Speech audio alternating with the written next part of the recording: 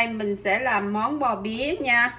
Thành phần nguyên liệu gồm có là 4 cái trứng, hành tím sấy, rau quế, lạc xưởng, một củ sắn, nước dừa, tiêu và bột nêm. Lạc xưởng này mình để lên chảo ha. Mình mở lửa cũng hơi hai một chút, rồi mình đổ vào đây một chút nước nha.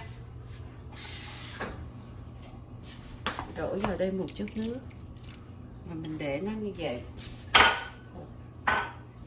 Còn củ sắn thì mình sắc sợi nè, rau quế thì mình lặt ra, và hành tím thì mình băm nhuyễn như vậy, và bốn cái trứng á, mình đánh như đó ra mà để mình chiên. Mình bắt cái chảo lên bếp, mình đổ vào đây một chút dầu ô liu một chút thôi để mình chiên trứng nha. Trong trứng đừng để gì hết. Khi bạn chiên trứng tới như vậy rồi thì mình sẽ lật mặt qua để mình chiên cho đều hai mặt. Nhưng mà có nhiều bạn, mình thì lật được nhưng mà có nhiều bạn sẽ lật không được. Mình chỉ bạn một cái mẹo. Bạn để này nè, nó còn như vậy, bạn để vào cái lò nu quê.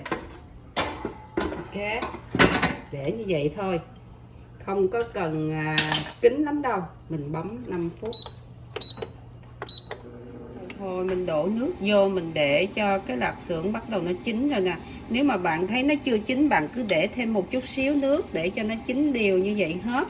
Thì cái lạp xưởng mình làm cái kiểu này á, nó không có khô. Nó có hai cách. Còn cái cách thứ hai á thì mình xắt mỏng nó ra, rồi mình để lên chảo nóng mình xào nó thì cũng được nữa, nhưng mà nó rất là khô. Kiểu này thì nó ngon hơn. Sau 5 phút mình lấy cái chảo ra. Thấy không? Trứng nó sẽ chín hai mặt luôn, mặt trên và mặt dưới, cho những bạn mà không có lật được.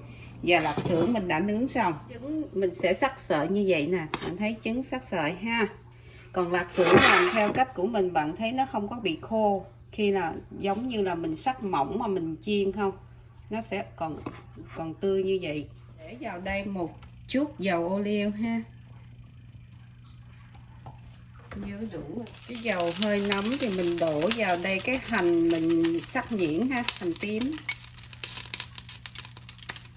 Cái dầu chưa nóng không có sao, mình cứ để vô một chút trước khi nó sôi thì nó tốt hơn, tại dầu ô liu. Bạn thấy hành tím bắt đầu nó săn lại thì bạn đổ cái củ sắn này vô, mình xào củ sắn này ha.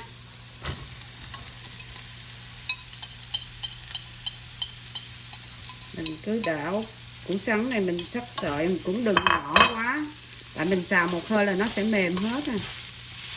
Bạn cứ thử mấy cái món mà mình chỉ các bạn, bạn cứ nấu đi, tại vì mấy món này mình nấu cho gia đình ăn nhiều năm rồi, rất là ngon nên mình mới dám chỉ nha. Cứ yên tâm làm theo cái cách thức của mình thì nó sẽ ngon thôi.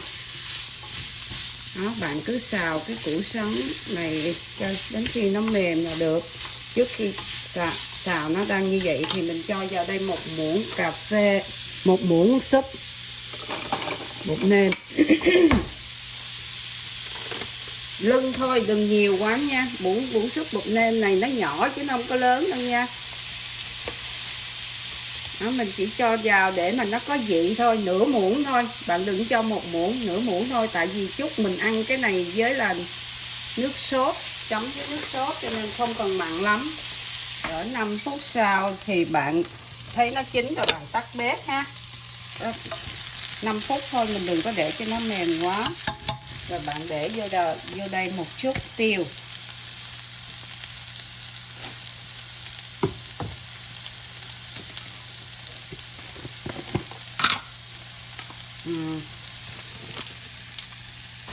Hai muỗng hành sấy ha. Đó là nó chín rồi đó. Mình bắt chảo lên bếp ha. Mình dặn lửa số 5.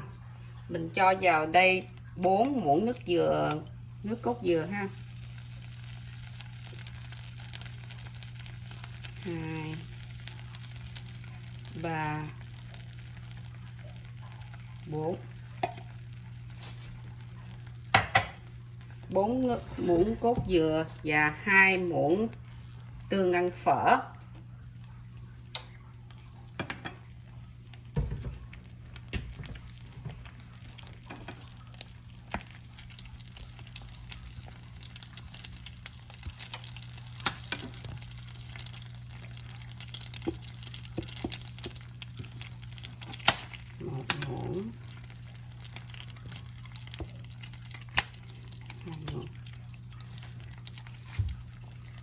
2 muỗng tương ăn phở ha, mình mới trộn đều đó.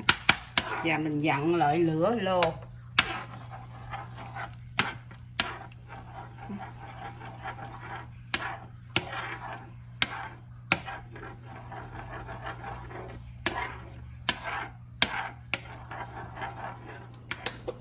Sau đó bạn cho vào đây một chút xíu muối thôi nha, chút xíu thôi, có bao nhiêu thôi, chút xíu thôi, cỡ phân nửa này thôi, để cho có vị. Và cho vào đây tại ớt này cay, cho vào đây 1/4 cái muỗng cà phê. Bạn đảo đều cho nó khi nào mà bạn thấy hai cái màu nó chung một màu thì nó đã chín rồi. Nước sốt này ăn với bò bía rất là ngon. 2 phút sau là cái sốt nó đã xong rồi đó, và bạn đổ ra tô nha. Nước sốt nó sẽ như thế này. Loại bánh tráng này nè, để mà mình cuốn nha, cái loại nào cũng được, bánh tráng nào cũng được, nhưng mà mình xài cái loại này, hoặc là loại cái bọc mà nó màu đục đục á, hoặc cái loại này cũng được. Hai loại nào mình xài cũng được nha, hai loại nào xài cũng được. Ok, cái nước này thì ấm ấm thôi nha, đừng nóng quá. Mình nhúng vào trong này và mình để lên dĩa. Sau đó mình mới để rau quế vào, rau quế, và mình thêm củ cải vô, có củ sắn, để mình thêm củ sắn vô ha. Sau đó mình để trứng vào.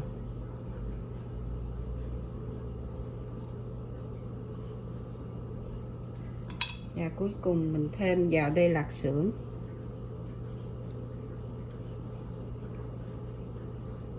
Mình bẻ ở đây nè, mình cuốn nó lại xuống như vậy, và mình bẻ hai bên. Mình bẻ hai bên, và cuốn như vậy.